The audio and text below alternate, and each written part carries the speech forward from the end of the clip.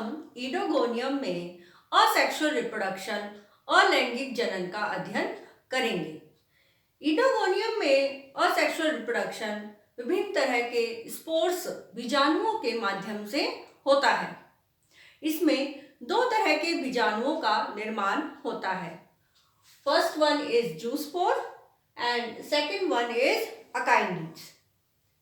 Zoospores These are motile spores. Zoospore चल बीजाणु होते हैं, इनमें फ्लैजिला उपस्थित होता है, जबकि akinetes These are non-motile spores. Akinetes non motile spore होते हैं, अचल बीजाणु होते हैं, इनमें फ्लैजिला अनुपस्थित होता है। जूस्पोर्स नेक्ड स्ट्रक्चर होते हैं, इनमें कोशिका भित्ति सेल वॉल अनुपस्थित होती है, जबकि akinetes are highly thick walled spore. Akinetes में बहुत ही मोटी कोशिका भित्ति पाई जाती है। इसके अलावा एक और डिफरेंस है कि अकाइनिड्स में बहुत अधिक मात्रा में रिजर्व फूड मटेरियल संचित भोजन पाया जाता है, जबकि जूस्पोर्स में संचित भोजन नहीं पाया जाता। आइए सबसे पहले हम जूस्पोर के निर्माण की प्रक्रिया को पढ़ेंगे। जूस्पोर के निर्माण उन कोशिकाओं में होता है, ईडोगोनियम की उन कोशिकाओं में होता है जिनमें कैप उपस्थित होती है।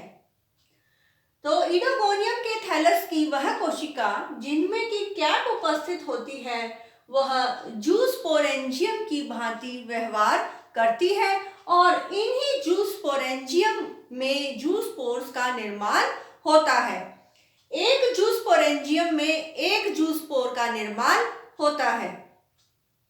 जूस्पोर्स के निर्माण के दौरान इस जूस्पोरेंजियम का जो प्रोटोप्लास्ट है, यह प्रोटोप्लास्ट कोशिका भित्ति सेल वॉल से कुछ दूरी बना लेता है। कॉन्ट्रैक्शन के द्वारा प्रोटोप्लास्ट में संकुचन होता है और इस संकुचन के द्वारा यह कोशिका भित्ति से कुछ दूरी बना लेता है। पानी में, जल में कार्बन डाइऑक्साइड की अधिक मात्रा ईडोगोनियम में जूस्पोर्स के निर्माण को प्रमोट करती है। जब यह कोशिका भित्ति से कुछ दूरी बना लेता है, इसके पश्चात इस प्रोटोप्लास्ट में कुछ चेंजेस आते हैं। इसे हम देखते हैं। पहला फर्स्ट चेंज इसमें आता है कि प्रोटोप्लास्ट में एक हाइलाइन एरिया मीन्स कचाव क्षेत्र डेवलप होता है। इस हाइलाइन एरिया में जो है किसी भी प्रकार के कोशिकांग नहीं पाए जाते हैं और प्रोटोप्लास्ट का वह एंड जहां पर हाइलाइन एरिया डेवलप होता है, उस एंड को हम एंटीरियर एंड कहते हैं और इसके अपोजिट एंड को हम पोस्टीरियर एंड कहते हैं। इस एंटीरियर एंड में जब हाइलाइन एरिया डेवलप होता है, इसके पश्चात एक और चेंज आता है। इस हाइलाइन एरिया में बेसल ग्रैनुअल्स की रिंग डेवलप हो जाती है। ये छोटे छोटे बेसल ग्रैनुअल्स एक रिंग में डेवलप होते हैं हाइलाइन एरियाज में और यह आपस में एक फाइब्रस स्ट्रैंड द्वारा एक दूसरे से कनेक्ट रहते हैं।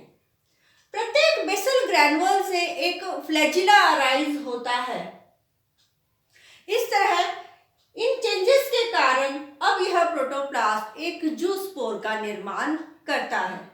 जूस्पोर का एक पर्टिकुलर शेप होता है, यह ओवॉइड अंडाकार अथवा स्फेरिकल शेप का होता है और इसमें एंटीरियर और पोस्टीरियर एंड्स उपस्थित होते हैं और इसके एंटीरियर एंड पर बेसल ग्रैनुअल की रिंग होती है और प्रत्येक बेसल ग्रैनुअल से फ्लैजिला अराइज होते हैं।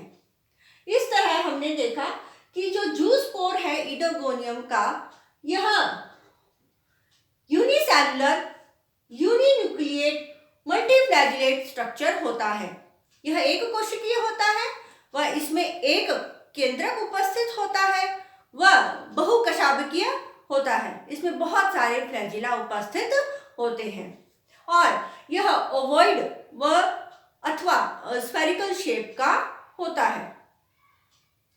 जब यह जूस्पोर मैच्योर हो जाता है तो जूस्पोरेंजियम जो है कैप सेल के पास से अलग हो जाता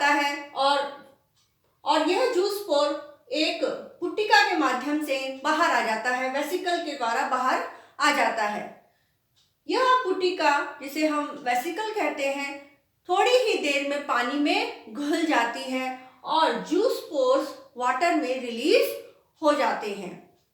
जूस पोर कुछ समय तक पानी में स्विम करते हैं और कुछ समय तक स्विम करने के पश्चात यह जूस पोर एक सुटेबल सबस्ट्रेटम, उपयुक्त सतह मिलने पर उस सबस्ट्रेटम से अपने एंटीरियर एंड के द्वारा अटैच हो जाते हैं।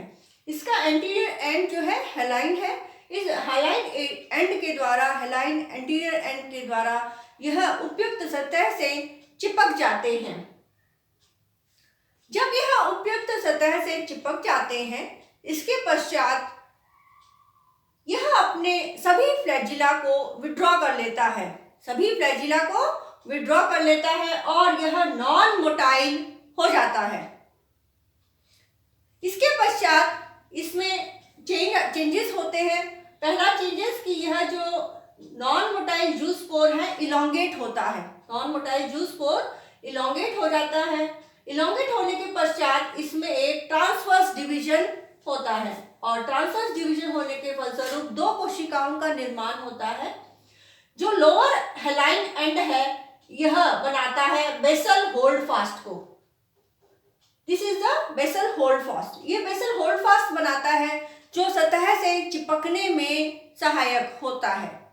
यह नॉन क्लोरोफिलस होता है, इसमें कोई भी क्लोरोफिल पिगमेंट नहीं पाया जाता।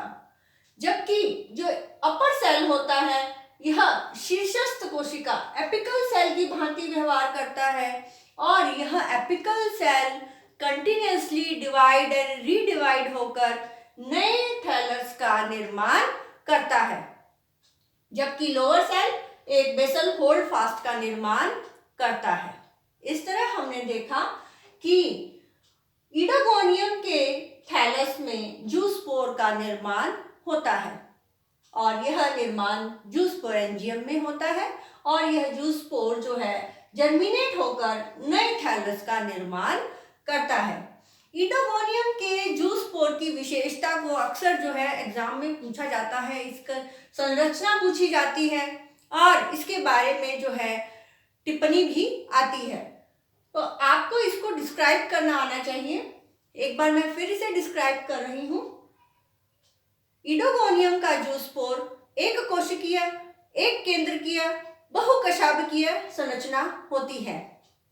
इसमें क्लोरोफिल पिगमेंट्स पाए जाते हैं और यह जो है कुछ समय पश्चात जर्मिनेट होकर नए थैलस का निर्माण करता है। इसे इंग्लिश में इस तरह डिफाइन करेंगे, it is a unicellular uninucleate multiflagellate structure, it contains chloroplast. इसमें क्लोरोप्लास्ट पाया जाता है और यह जर्मिनेट होकर नए थैलस का निर्माण करता है। इस तरह हमने जूस स्पोर के निर्माण की प्रक्रिया को देखा। जो दूसरा स्पोर ईडोगोनियम में बनता है वह है अकाइनिड्स। अकाइनिड्स नॉन मोटाइल स्पोर होते हैं। अकाइनिड्स नॉन मोटाइल स्पोर होते हैं और इनका निर्माण ईडोगोनियम के थैलस की किसी भी कोशिका में हो सकता है। अकाइनिड्स का निर्माण अधिकतर अनफेवरेबल कंडीशन में ही होता है। अनफेवरेबल कंडीशन जैसे कि जब पॉन्ड में पानी बहुत कम हो, ड्राई एनवायरमेंटल कंडीशन हो या बहुत अधिक कोल्ड टेम्परेचर हो, ऐसी कंडीशन में पूरा जो फिलामेंट है वह तो नष्ट हो जाता है, लेकिन वह अकाइनिड्स का निर्माण करता है और यह अकाइनिड्स फेवरेबल कंडीशन आने पर जर्मिनेट होकर नए थैलस का निर्माण करते हैं। आइए हम अकाइनिड्स के निर्माण को समझते हैं। अकाइनिड्स के निर्माण के दौरान फिलामेंट की कुछ कोशिकाएं बहुत अधिक मात्रा में रिजर्व फूड मटेरियल को संग्रहित करती हैं। रिजर्व फूड मटेरियल जैसे कि स्टार्च है, ऑयल है, इनका संग्रहण करती हैं और इनका संग्रहण करने के कारण यह फूल जाती हैं। साथ ही साथ इन कोशिकाओं में एक चेंज और होता है, यह अपने चारों ओर मोटी कोशिका भित्ति का भी निर्माण करती हैं।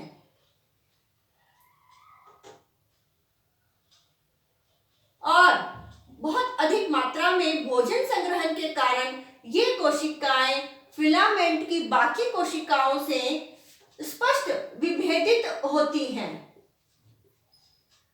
जब अनफेवरेबल कंडीशन हो जाती है, जैसे कि पॉन्ड में पानी की कमी, ड्राई एनवायरमेंटल कंडीशन, यह थैलस की जो बाकी कोशिकाएं हैं यह नष्ट हो जाती हैं, लेकिन अकाइनिड्स पॉन्ड्स में सरवाइव करते हैं।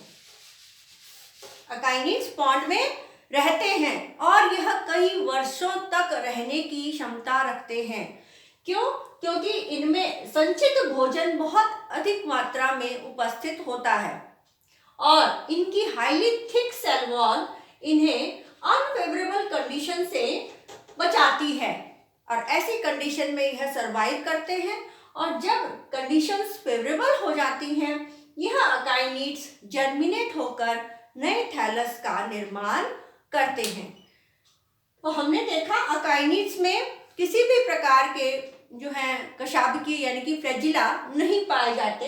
These are non motile spore. यह अकाइनिड्स की विशेषता होती है। अकाइनिड्स में फ्लैजिला नहीं पाए जाते, यह नॉन मोटाइल स्पोर होते हैं। और दूसरी विशेषता, इनमें भोजन बहुत अधिक मात्रा में संग्रहित होता है। और तीसरी विशेषता, इनकी सेल वॉल बहुत अधिक थिक होती है। इन तीन विशेषताओं के कारण जो है अकाइनिड्स कई वर्षों तक पॉन्ड में जीवित रहते हैं और जैसे ही कंडीशन फेवरेबल हो जाती है, यह जर्मिनेट होकर नए थैलस का निर्माण करते हैं। तो इस तरह हमने देखा कि ईडोगोनियम में असेक्सुअल स्पोर्स के द्वारा अलैंगिक जनन, असेक्सुअल रिप्रोडक्शन जो है पूर्ण होता है। Thank you.